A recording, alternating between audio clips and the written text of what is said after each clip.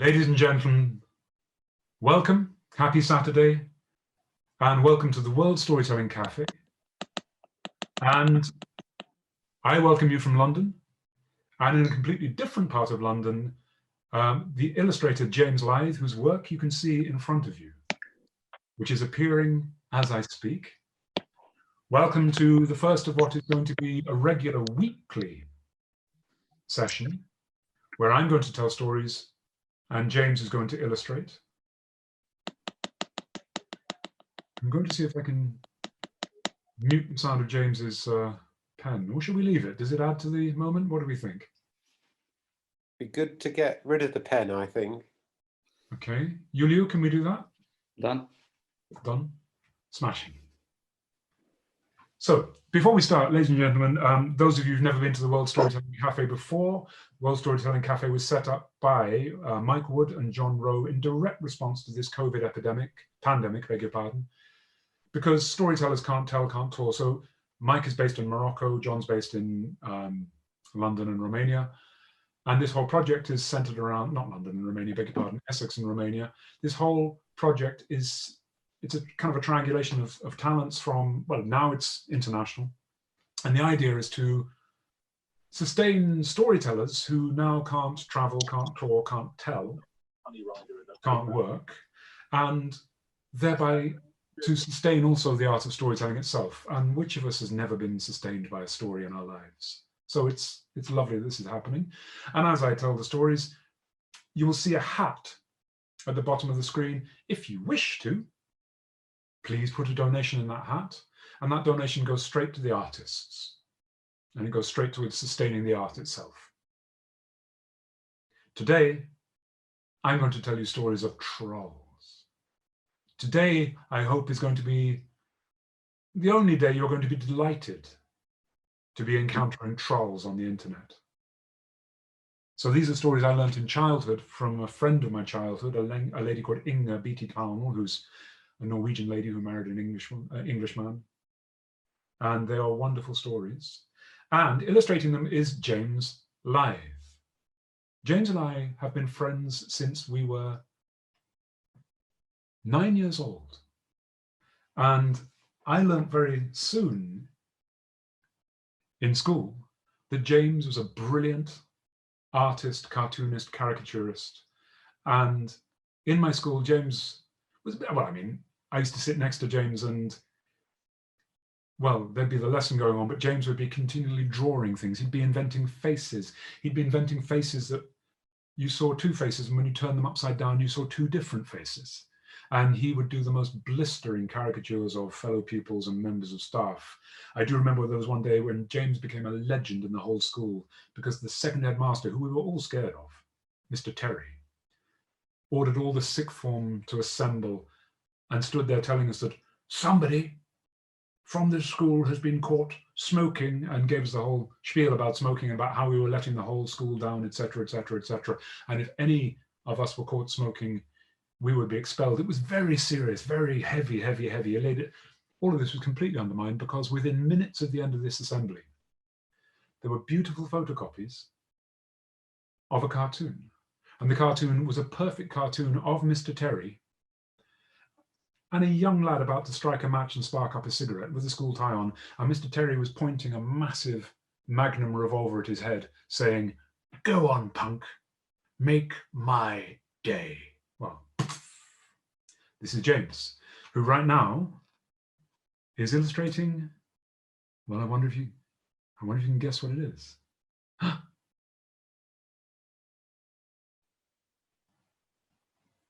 think you have it now. It's a testament to James and I's long friendship that James is the only person who's ever seen me without my wig on. Now you've seen an illustration of it. Let's start some stories. If you were an eagle flying over the hills in the far north of Norway, a region known as the Finnmark, it's where the Sami people live that you might know as Laplanders. It's very desolate. The whole land is, bless you, covered by snow for at least 6 months of the year. If you were flying over Finnmark, you would see nothing but whiteness. And as you flew, you might just be able to make out the barest shape of the mountains, all covered in snow. And the lakes, of course, frozen over and covered in snow. And the barest hint of trees, maybe shapes poking out of the snow, but still covered in snow. So hard to see anything, even with your bird's eye view. You would see snow and snow, and then something inexplicably blue. But that's exciting. This particular eagle was a member of the Cordon Bleu Society and was dreaming of fantastic food, and so he inserted this image over what he saw, which was exciting too. But as you flew as an eagle on this particular day in the Finnmark, you would have made out a shape. In all that whiteness, you would have seen the figure of a man walking away from you. This man, his name is Thorstein. And Thorstein was walking through the land, and as the eagle flew closer, he would have seen the man more clearly. He would have seen the shape of the back of his head and his shoulders. Now I see it. Thorstein walking over the snow with a beautiful glittering blue sky in front of him, and the moon still in the sky, even though it was, well, at that time of year, it's not clear whether it's daylight or nighttime. Well, Thorstein was walking, and behind him, you wouldn't see it, but in the snow behind him was walking an immense white bear. It wasn't sneaking up on him. No, it was following him obediently. Thorstein had trapped this bear, had tamed this bear and trained this bear. And now Thorstein was walking south. There he is, huge, beautiful creature. Thorstein was walking south through Denmark, hoping eventually to make his way to the port city of Oslo, where he and his bear would catch a boat and sail over the sea to Copenhagen, the capital of Denmark. Everybody knew that the king of Denmark was very rich, and Thorstein hoped to sell his bear to the king of Denmark, because then he would have some money, some kroner, and then he would be able to do what he'd always dreamed of. He would be able to buy a piece of the beautiful land of Norway, and he would be a landowner, just in a small way, but that would make him very proud. So if you'd been an eagle flying over the Finnmark that day, you would have seen Thorstein walking with his bear behind. Well, Thorstein walked until he came to a house, again hard to see because it was a large white house, as all the buildings are in the countryside in Norway. They are wooden houses painted white. And Thorstein came to this house and walked to the front door. Well, he moved his bear slightly out of the way first because he didn't want to alarm the residents. He was going to knock on the door and ask for house room, which is a tradition in Scandinavia that if somebody comes to your house and asks for shelter and lodging overnight, you give it to them before you ask them who they are, what their business is. If they're in trouble, you just give them food and lodging. And it's done on the basis that one day you might need house room. So you give to store up credit, I suppose. Thorstein walked to the door of this white house, knocked on it, and the door was answered by a farmer. And the farmer's wife was close behind. The farmer's name was Halvor. And they exchanged greetings. And Thorstein explained that he was traveling and he had a bear, but don't worry, it's a very safe, a very tame bear. He trained it himself. It's around the corner. I can introduce you in a moment. And could he have a bed for the night and maybe something to eat? Well, the farmer said, "Oh, I'm so sorry. I can't give you house room." And Thorstein said, "But why not? It's the truth." "I know, and it hurts that I can't, believe me. So tell me your pain." And the farmer explained that it had been going on for years now, but this time of year, as they were getting towards the season of Yule, Christmas, that is, his farmhouse was invaded by a monstrous gang of trolls that broke into his house and pushed their way in and occupied his farm and ate everything. And the farmer, Halvor, was practically in tears. And I said, and every year, my wife, well, now we try to cook we make the most beautiful Yule banquet, the most fantastic Christmas meal, and we don't get to eat a bit of it. We cover the table with food for the trolls. If you look inside, you can see my wife. There's a table, you can see it. And Thorstein looked inside, and there was a table covered in roast chicken, leg of lamb, whole stuffed salmon, 9 of them, and pickled cucumber and vatakaka and all sorts of fantastic delicacies. And there was Utosta cheese and there was Jarlsberg cheese, amazing food. There were crayfish, there were lobsters, there were beautiful cod and herring, just wonderful, wonderful food. This table was groaning underneath the weight of all that food. And Halvor, the farmer, was saying, and we don't get to eat a thing. We lay it out for the trolls, hoping that they will have enough to eat. But every year, even though we give them all of this, they eat it all. They leave such a mess. And then they go to our sheds and eat our sheep. And they go to our beers and eat our cows. And they go to our root cellar and eat all our turnips and beetroot. And then they go to the field, well, they go to the barn and they eat all our grain. And every year, it's so hard. They ruin us. We are ruined. Well, obviously Thorstein felt very bad for them, but said, but are the trolls here now? No, not, but at any moment we're expecting. But I mean, if they're not here now, could I just stay just one night and I can sleep by the oven over there and my bear could sleep under the table? Would that be all right? Well, Halvor the farmer was a kind man, and so he agreed. And Thorstein went inside, and with that table groaning under the weight of all that beautiful food, the 3 of them sat down and ate a very modest but healthy porridge supper. Thorstein was happy with that. And then the whole house got ready for sleep and slept. And Thorstein slept by the oven, the stove, it was still warm. The farmer and his wife went to bed. That table with the food stayed where it was. And Thorstein's bear slept with his paws crossed under his chin, underneath the table. But it just so happened, this was the time that the trolls came to that white house, that farm in the Dovrefjella. It's the name of the valley there. Fjella means valley in Norwegian. Like fell. In the north of England, we talk about a fell. Well, the trolls were moving around the house, a great ring of shapes in the darkness. Ugly creatures, shambling creatures with huge shoulders. And some of them had massive long noses. And some of them had huge, great big ears. And some of them had great big bellies.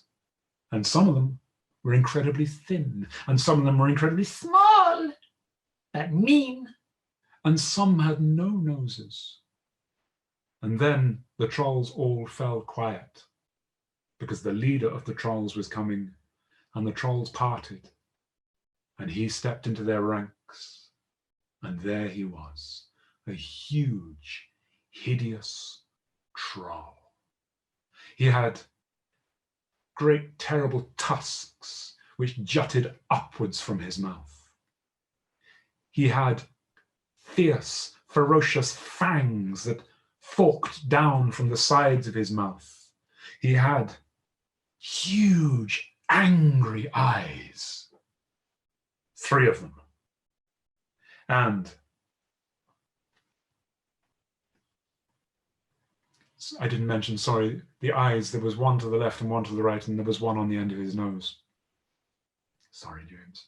And he had a great belly that sagged outwards and downwards, and now that huge, hideous, ugly face was pressing up close to the window of the house and staring inwards. And he licked his lips which was horrible. In fact, his tongue came up and went all the way around his face and even went into his ear on the other side of his head. And he looked at the trolls and said, "Okay, trolls, it's time to put trolls first. We are going to eat and eat and eat. Ready? Let's go!" And the trolls surged inside the house and they attacked that table with all the food, and they were chomping through the lamb and ripping through the chicken and tearing through the turkey and smashing through the cheese and crunching through the bones and eating and eating and eating and smearing their faces and drinking all the soup and all the leftover porridge and everything they could eat, and the pickled cucumbers, and just destroying the cheese and the vatakaca and everything they could get, and they were just smearing and fighting, and it was disgusting. It was horrible. Thorstein woke up. He didn't dare move. In the bedroom, the farmer Halvor and his wife woke up. They just held each other's hands. They held each other and cried and cried and cried. It was happening again. And whilst all this was going on, one troll, one comparatively small troll, with a long hooked nose and a long hooked chin and huge, huge floppy ears, this troll had seen something lying underneath the table. He sort of, pussycat. He'd seen, of course, Thorstein's. Nice pussycat. Nice pussycat. The bear opened one eye and then closed it again. The troll went to the table, got a fork, and with that fork he got a piece of sausage, and he brought that piece of sausage back to the bear and began to wave it under the bear's nose, saying, "Nice pussycat.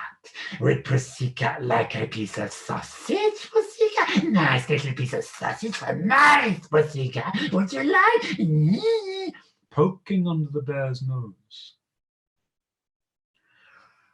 The polar bear is the heaviest predator on Earth, and like all bears and most daddies over a certain age, dislikes to be woken up when he's having a doze.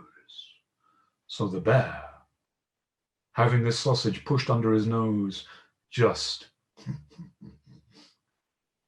roared up, roared so loud the trolls squealed, the trolls squeaked.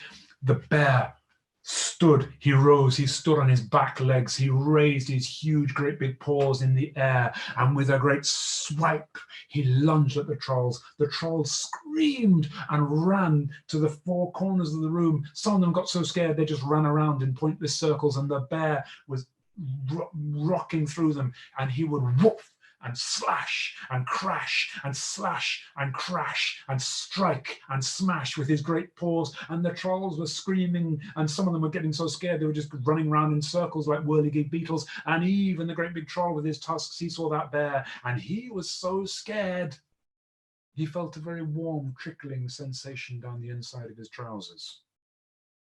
Well, trolls now were diving out of windows. Trolls now were forcing out of doors. Trolls now were trampling over other trolls. And the bear was still roaring and smiting and thrashing and smashing. And then the farmhouse was empty. The bear was outside, bellowing at the white snow. That whole white landscape now completely empty of trolls, as they'd run as far as they could.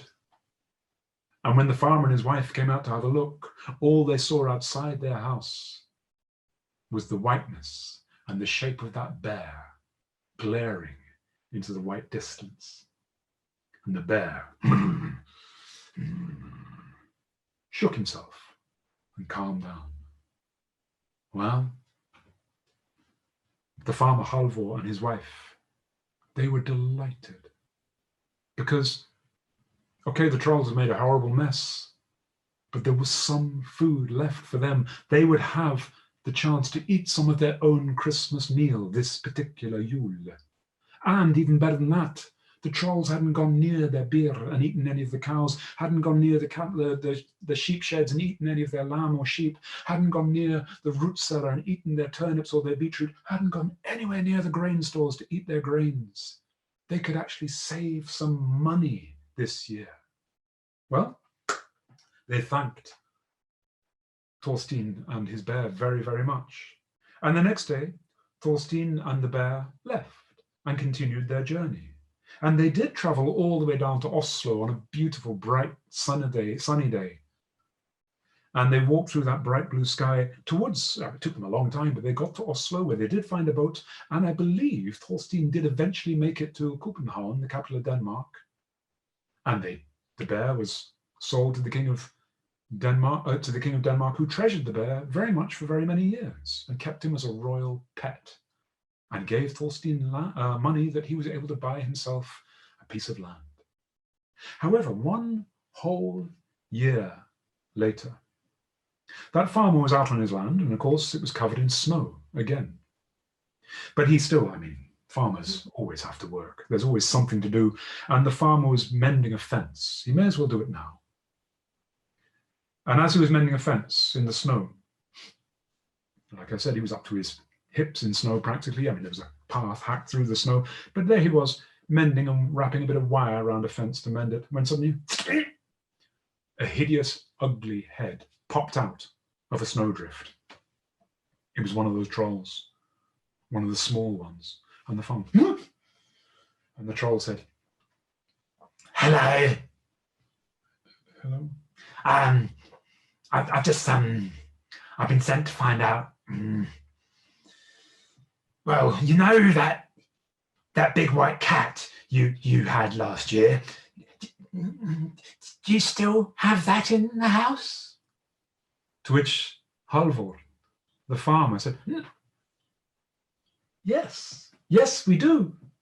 And you know what? She's just had kittens, 6 of them. And they're going to be as big and fierce as their mother very soon. To which the troll went, "Ah!" and ducked back into the snow and disappeared. Well, he must have taken the message back to the troll commander, because that year, no trolls came to that farmhouse. And the next year, and the next year, and the trolls never again terrorized that farmer and his wife.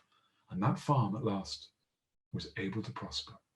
And that is the end of my first story, the story of the white cat on the Dovrefjell. Thank you.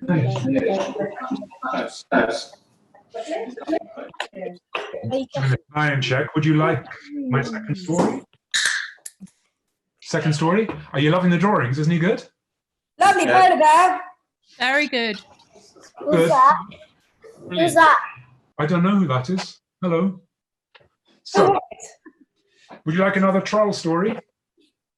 Not really. Yes. Yes. We want trolls. We like trolls. Let's hear a troll story. So, right, so where does this one start? I got so caught up in that and I've forgotten the beginning of this one. Ah, yes, I remember. There was a farmer, again in Norway, quite an old man now, and his face was wrinkled with the sunshine and with the work and with time. His face sometimes looked like a walnut, it was so wrinkly. Sometimes he looked like he was carved out of wood. He'd been staring to the sun and working so hard for so long. This farmer had a wife, and he had 3 sons. 2 sons, quite grown up, quite strong, and one who was much younger. He was only about 11 years old. His nickname in the family was the Ash Lad. And the Ash Lad was called the Ash Lad because, well, when he was very little, his mummy had so much work to do on the farm. I said before, there's always work to be done on a farm. And his brothers had so much to do on the farm, and the farmer had so much to do on the farm. This little lad, well, in the morning time, when he probably wanted cuddles, he probably wanted some affection, nobody could give it to him because they were so busy. And so the fire from last night was out, but the ashes were still warm. And so they would wrap the baby and a cloth and rest his body in the warm ashes. And it was warm, so it was like being embraced. And so that's why he was called the Ash Lad, and that name kind of stuck with him. Well, the farmer had had some bad luck. The previous year had been a very hard year. No, beg your pardon, the year before that had been a very hard year. And the farmer had not been able to set by any grain for the next year's planting, which is what he would normally do. He'd had to sell everything he had. And even so, he didn't have enough money to buy the seed to plant for the following year. It was a very bad time for farmers. And so he'd had to borrow money. And the terrible thing about borrowing money is as soon as you start getting into debt, it's so hard getting out. It's like quicksand. The more you struggle, the worse it gets. Well, now the farmer was looking at the books and they were looking bad. And even if he was able to sell everything he'd grown this year, he knew the market was still very low. He wasn't going to be able to pay his debts. And unless he could get some money from somewhere, and soon, he would lose the farm, which was terrible, because the farm had been his father's. Far in Norwegian, and his grandfather in Norwegian, that's far, far. And his great-grandfather, it's far, far, far. It's a logical language. It had been handed down to him, and he didn't want to be the one that lost it. So he said to his children and his wife that, as they knew, the farm contained a big and old forest. They collected firewood there, but they didn't touch the trees because they were too valuable. You can't cut down a tree and just grow it up again just like that. And they had some fine trees, but he said, we're going to have to cut down one of the trees.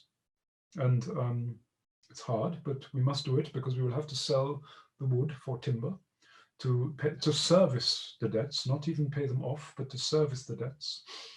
So, and he turned to his oldest son. So, you, tomorrow, go to the wood and select a big tree, take the axe and cut the tree down, obviously, and then chop it and make it ready to timber that we can sell. And hopefully we won't have to do more than one to service the debts. But so please do that. And so the oldest boy said that the next day he would. And so the next day, bright and early, that oldest boy picked up the axe and he left the farmhouse and he walked towards those woods. And, well, he looked around the woods until he saw one really big, really beautiful fir tree. It was so big and so old, it was almost shaggy. It was just huge, beautifully shaped tree. And he thought, well, that will make a lot of wood. And so he picked up the axe and he had not swung it more than 3 times into the trunk of that tree, when out of the woods came a huge, hideous, horrible, ugly, can you guess? Troll. And the troll said, who do you think you are? You can't cut down wood in my woods. If you try to cut my wood, I will kill you. To which the oldest boy was so scared, he dropped the axe and ran all the way back home. Well, if they had no wood, they would have nothing to pay the debts with. So the farmer said that night that the next day the second son must go. And the second son the next day said to his oldest, but where's the axe? He said, I left it in the woods. I thought that would be more convenient for you. Right. The second boy walked to the woods. He saw the axe lying on the ground. He picked it up and he saw that tree and thought that would be good. And he swung that axe. He was about to make that third strike when that huge, hideous, horrible, ugly, horrible troll came out and said, you are not to cut in my woods. If you do try even one more stroke, I will kill you. And that second boy dropped the axe on the ground, ran all the way home. Well, when the family heard this, they thought all was lost.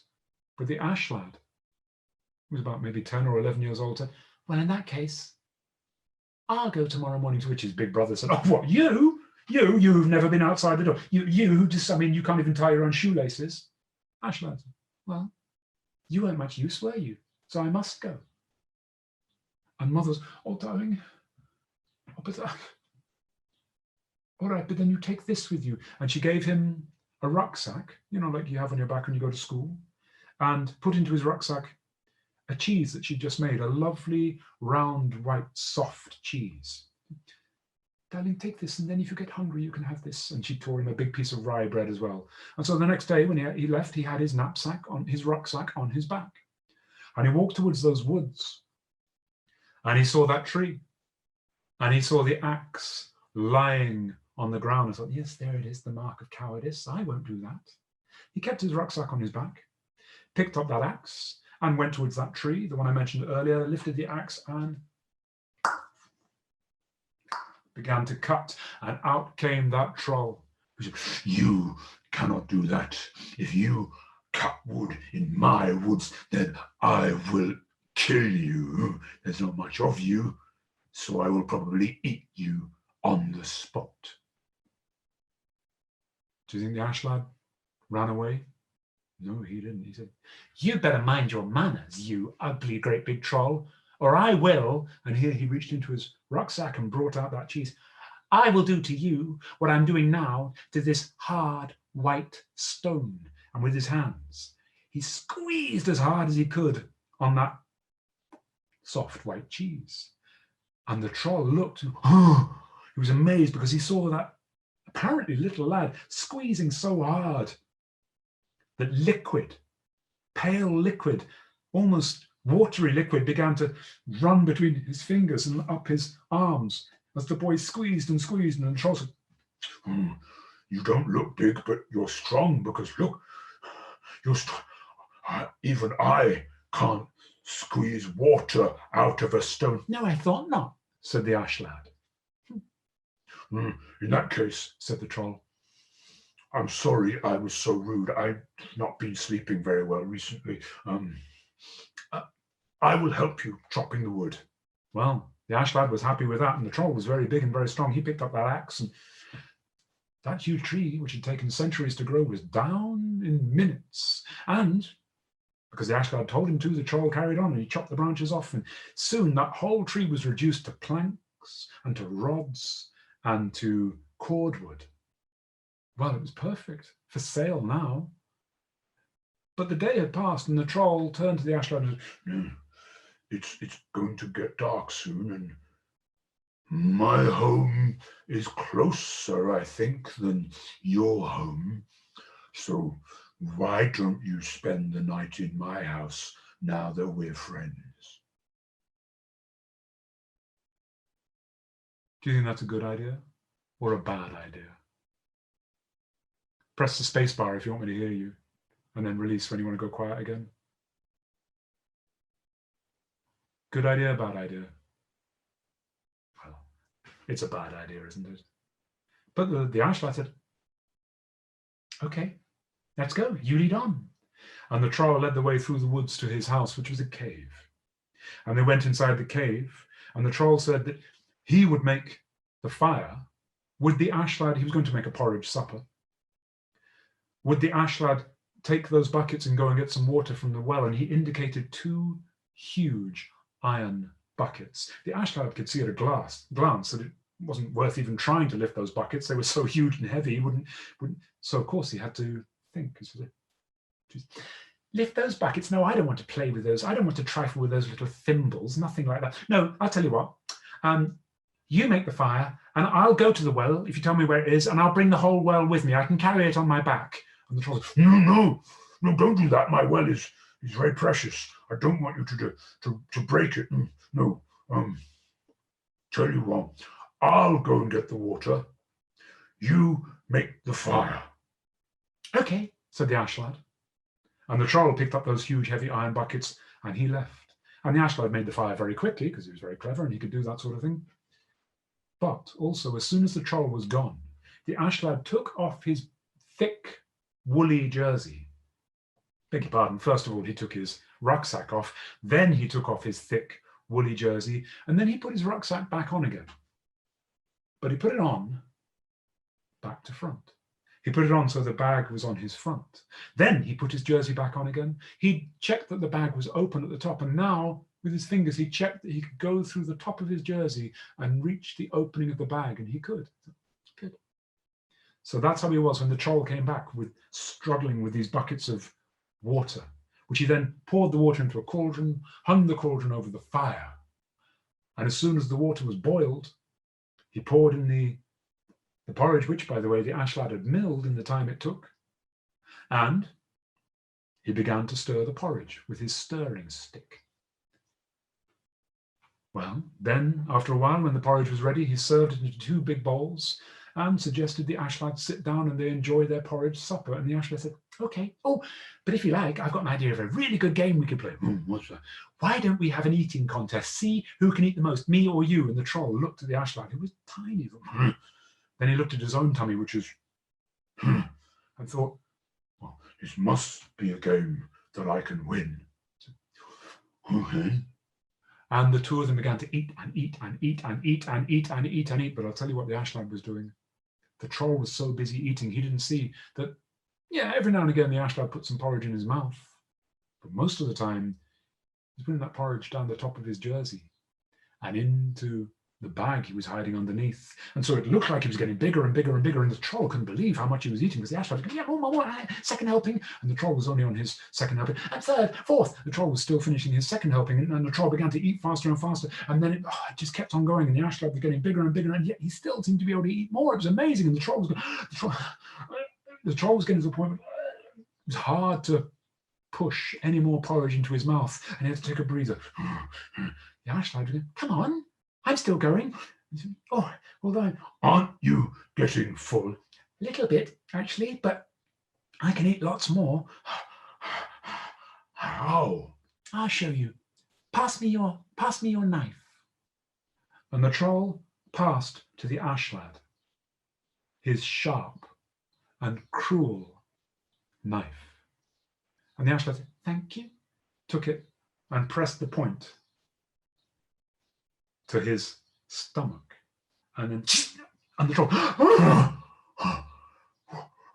and then the ash lad with that knife ripped open the bag that was underneath his jersey, and out came all the porridge. And then the ash lad took the knife and passed it back to the troll and said, "Could you fill my bowl? I'm hungry again now." And he began to eat porridge again, and the troll was, "But doesn't that hurt?" "No, and if you don't do the same, I'm going to beat you in this competition." "But surely it hurts a lot." "It hurts a bit, but not too bad. I mean, it stings a little." "Go on, have a go." And the troll picked up the knife, turned it round. "It already stings a bit." "Oh, come on." And then the troll drove the knife into his own stomach. "It hurts." To which the ash lad said, "I know, but you have to push past the pain. No pain, no gain. You have to push past it if you're going to achieve your goals." Ladies, if that sounds like your personal instructor, you're paying for that. But the troll, "That's it now, rip." The troll ripped. He ripped open his own stomach. And out came porridge and fell to the floor. Out came porridge and a whole lot more. And the troll fell down dead. That is the end of the story, except to say not quite, because the ash lad looked around that cave and he found where the troll had hidden years worth of gold and silver that he'd stolen from people that he'd killed and eaten in the woods over many, many years. And now the ash lad took all that treasure in great sacks and dragged it all the way back to his house and showed it to his delighted parents and his astonished brothers. And that's why that family from that day, well, of course, the debt was serviced and in fact was cleared. And from that day on, neither the ash lad, nor his mother, nor his father, nor his brothers ever had to worry about that horrible troll, nor even the more frightening troll of poverty, because the ashlar had saved them all from that. And that's the end of my second story. Thank you. Yay. Now, James's drawings disappeared from me for a moment, but they're back. James's sound is back. You're back. Hi, James. Yay. At the end, by the way, I'm going to do one more story. Would you like one more story? It will be a quick one. We'd love Yeah. one story. Yeah. Okay. And James is going to draw this, and then when this has all happened, James might appear from behind the arras, behind the veil of artistry, and we can chat afterwards if anybody wants to. What a lot of sausages. But what I have in mind now is, for many years, I used to work for the Chelsea Children's Hospital Schools. Funnily enough, I was working for them again on Friday, telling stories to children, again, using Zoom and what have you. It's a wonderful organization. They give education to children that are in hospital. And some of these children come back to hospital again and again and again because they have chronic or recurring conditions. And very sadly, some of these children never leave the hospital. I'm sure you can understand what I mean, but it's a really wonderful organization founded by Jeanette Steele, who was given the OBE a few years ago, and very well deserved. And she's a dear friend and a lovely person to work with. Anyway, many years ago, I was working at the Chelsea Children's Hospital Schools, and teachers would take me to this or that hospital bed or this and that place to tell stories to this or that child, explaining on the way who they were, how old they were. And on this particular day, a teacher was leading me to the first of 2 isolation cubicles. It was a brother and sister, next door, but separated. We think we're having a bad time on lockdown. Imagine for these 2 children. They were aged 14 and 11, and they were in isolation cubicles because, oh look, there's the OBE. Very worryingly, they were both very ill. They had leukemia, and so they had no immune system. Anyway, this, I was being told to be walked fast down a corridor. And then we got to the door, and the young lady, I remember her name, Nikki, she was in New Zealand. She just said, right, Giles, okay, they're gonna have heaps of fun. Oh, by the way, Giles, they neither of them speak any English. Then she opened the door and I went inside. I'd spent all my time thinking, what can I tell will be right for a 15-year-old, right for a 12-year-old? Now I had to work out, what can I do when they have no English? So I had a brainwave, and this is what we're gonna do, if you're up for it. I'm going to start performing a story. Can you see me? As well as James's beautiful drawings? Give me a yay if you can see me. Yes, we can see you. Good. So what I'm going to do is I'm going to perform the story, but using gestures and movements and sound effects only, because I'm sure you know this story. And when you think you know what story I'm telling, you're on mute, but if you press and hold your space bar, you can speak. And if nobody else is speaking at the time, we'll hear you. And that way, we're going to build up the story together. Does that sound like fun?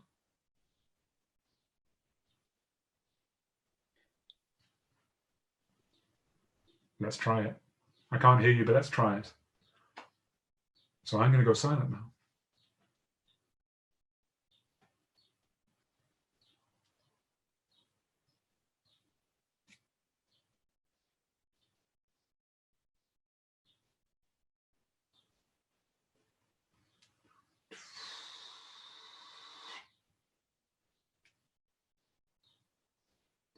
Bah. Bah. Bah.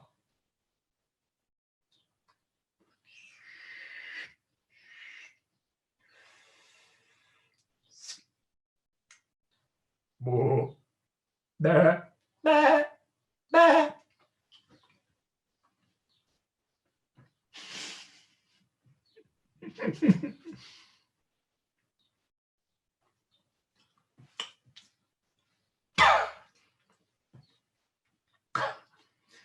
Is anyone giving me any words? James is doing a wonderful job.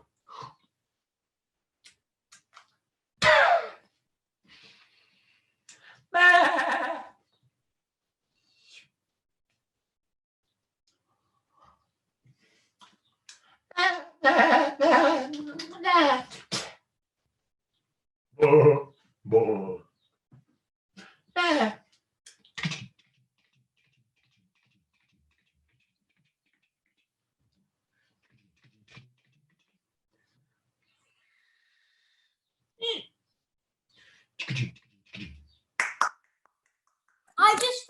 something. What if What you did you press find? unmute again? Okay, go. Phew. Go We've on. been yelling. Lyra's been yelling Billy Goat's Gruff for about 3 minutes. Yes, Lyra, that's exactly right. It's Billy Goat's Gruff.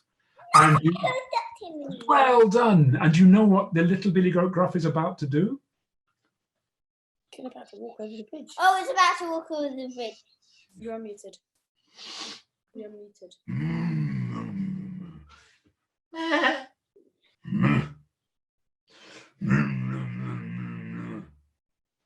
If you know what's happening, add the words. Just press the space bar and speak.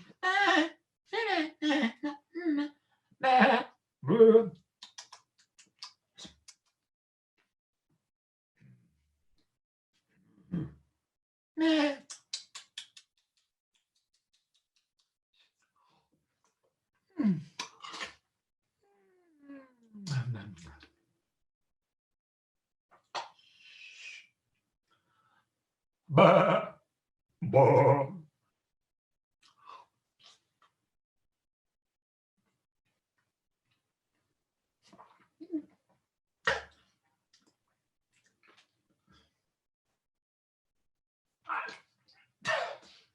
Ba, ba, ba, da, da, da. Ba, ba.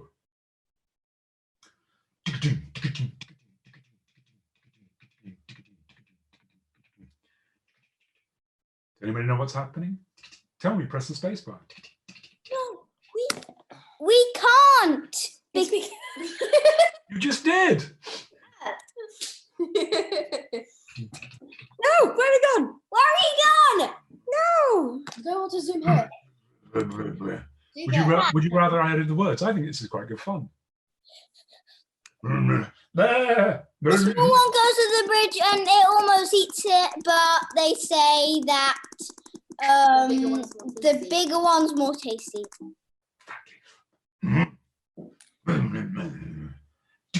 Video. Did you hear that, Giles? It did. That's why I gave it a thumbs up.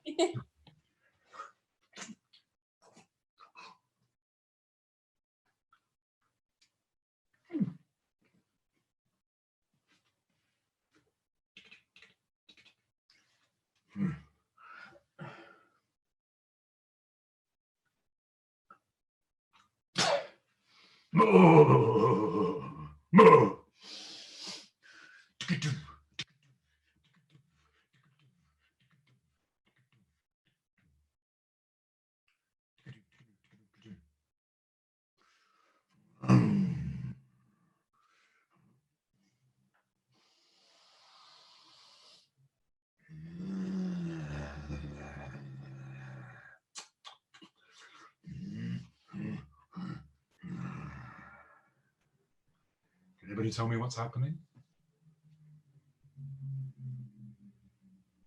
James is drawing it. I'll tell you. The troll came from under the bridge. Who's that trapping over my bridge?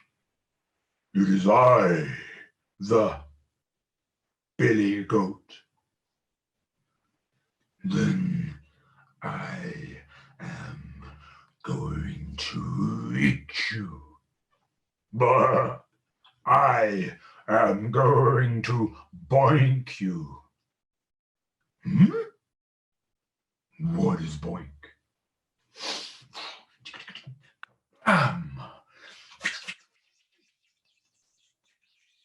Splish. Bah. Bah.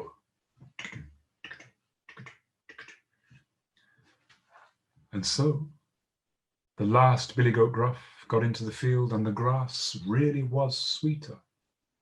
And that troll was washed down river, and I don't know what became of him.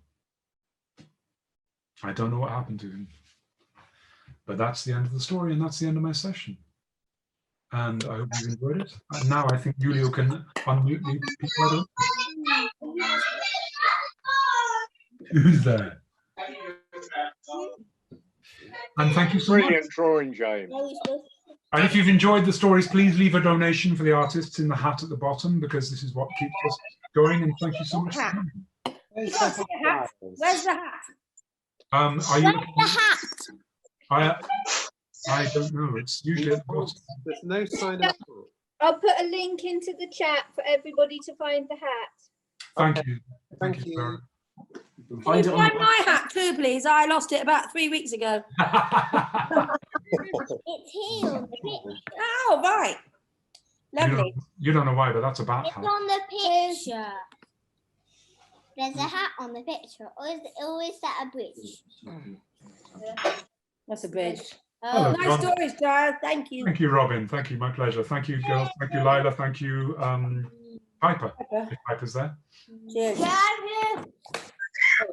And thank you, James, for your stories. And Yuli, I don't know if James wants to come and join us in the room at all. If anybody wants to ask James any questions, or is everybody leaving? I don't know. I'm not sure where it is. I'd like to ask James how many beans make 5. Oh, here we are. That's Where's the hat? Giles. Hi, Giles. This is Sarah. We found the hat. Hi, Sarah. If, Oh, you found the hat. Jolly good. If everybody looks in the chat section of the Zoom meeting, put a link to your hat there so they can find it easily and generously Lovely fill hat. it up with everything that's out back on the sofa Website. or desks of troll gold. It's not a hat, it's a website, actually. That's true. Which is exactly what Margriet meant when he made a painting that says this is not. What? I was just copying Mum. Yeah. Yeah. So I mean, it's a case of whatever, or you don't, whatever you want to give. If you want to give, please do. And pray to the artists and keep them alive. And this whole project is the brainchild of Mike Wood and John Rowe. And there are lots and lots of storytellers on the World Storytelling Cafe. And we will be back next week. Do any of you like Vikings? Yes. Yes, definitely. So next I week, like Vikings, but not Brilliant. Vikings. There next might week, even be people who like Vikings as well. sorry, We might even be able to invite people who like Vikings as well. I hope so. Please do, because we're going to be starting with Viking stories, and so we're going to start at the beginning with the tricking of a king. And how because this king was tricked, that's how we know how the world started and where the gods and the giants come from. And then the week after that, we'll pick it up and carry on from where we left off. Does that sound exciting? Sounds really good. Yes. And James will be Brilliant. I think it'll take about a year, Giles. It may do, and we may every now and again we may take a break and do The puppet. some Arabian Nights, or we may Yeah, do why some not? dances. I've got other ideas, but we will, and there may be times when James wants a break. But we will try and bring you storytelling and drawing and storytelling plus something which we can't do live, but which we can do. This week was brilliant. Thank you, John. We're looking forward to next week. Got more and more stuff going live. Stories. Thank you. I don't know who said that, but thank you. That was Lyra. Thank you, Lyra. How are you? Ow. Lyra is, you know this COVID virus that everybody's so scared of. That little girl you can hear, she's had it. Yeah. She's better. Hi, Lyra. Me too. Well What is done, it? brave. I can't hear that. What was that? I said, well done for being brave. I had it too, and it wasn't very nice, Lyra. Who said that? I'm Sarah. Sarah, you had it too, golly. I did. Had what? We don't know if Lyra's really had it. Lyra thinks she hates COVID, but she quite likes not having to go to school. So she said to me the other day, I'd quite like COVID if it wasn't for all the people dying. That's a little bit, yes, that's a little bit like Mariah Carey allegedly once said about starvation in Africa. Oh, I'd give anything to look that thin, but without the dying and stuff.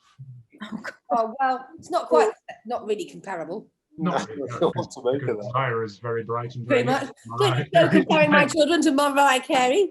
I'm so sorry. That's awful. Isn't They it? can sing a tune all the way through without having to put any wiggly bits in there. That's certainly true. That's certainly true. That one under there, not this one. It's yeah. Okay, I mean, yeah, it's a funny one, is this? But yeah. Is James around anywhere? I don't know. You know any troll jokes? I'm here. Hi, James.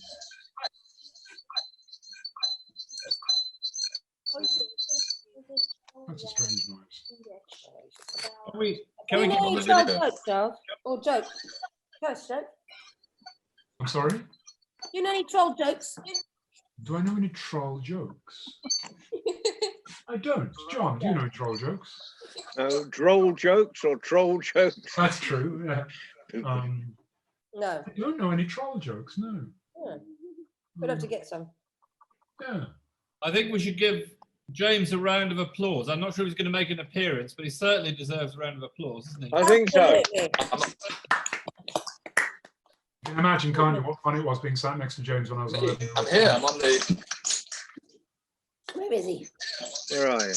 Where are the stuff? Gallery. Gallery view, that's what I'm looking for. I'm going to go to gallery view now. There we go.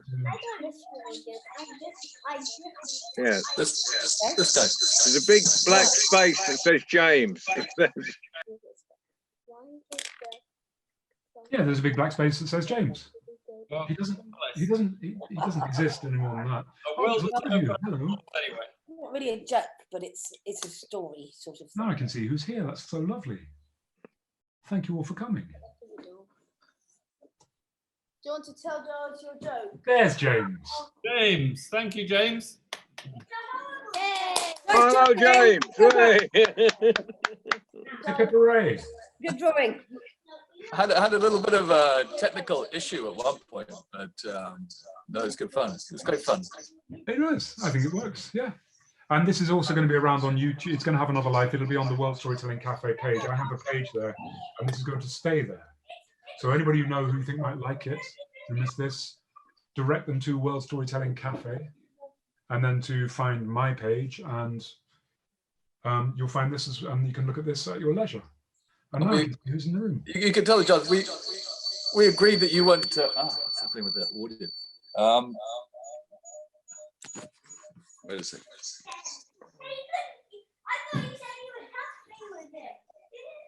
You agreed what?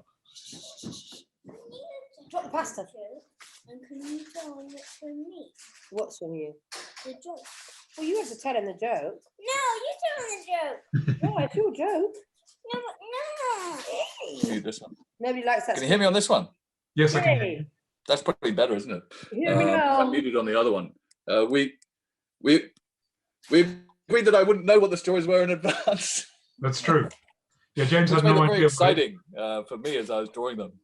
You was fantastic. Thanks. But just on the sort of general knowledge of Nordic stories, I thought I'd better practice some things just in case they came up. Do you want to show us what you did? I came across one story about the kid and the giant, but the giant lived in a castle, so I was practicing castles. Oh, I was about to put a castle in, and then he said it only lived in a cave. And I thought, oh right. But no, it was great fun. Great fun. Stuff. Well, I hope people enjoyed it. And it brings something different to the process, doesn't it? It does indeed. Cool. I don't know about you, I'm quite tired. And James has been drawing his socks off, so Well, thank you both. thank you. And a fantastic addition to the cafe. It's good fun, isn't it? And like I said, we'll be back next week, same time. Is it the same link? Yeah, the same link. Same link. Yeah, on all the live stuff. We've got more and more live coming on. We've got Georgiana from Romania tomorrow live. Wonderful. And then we've got the magazine Connecting the World with Stories on Monday. Hosted by John, yeah. And then Orla from Ireland on Tuesday night live. So it's going to be a really exciting week. Yeah, it's going to be fantastic. There's really good stuff happening all the time. So I think I'm going to say goodbye, and I'm going to say thank you. That was great. Thank you, all of you. Brilliant. Another round of applause, please, everyone. Yes. Goodbye. Bye, Giles. Bye-bye. Coming back? Bye, Giles. Bye, James. Bye-bye. Bye. Bye. Hi everyone. Be successful. Well done. Thank you. Thank you.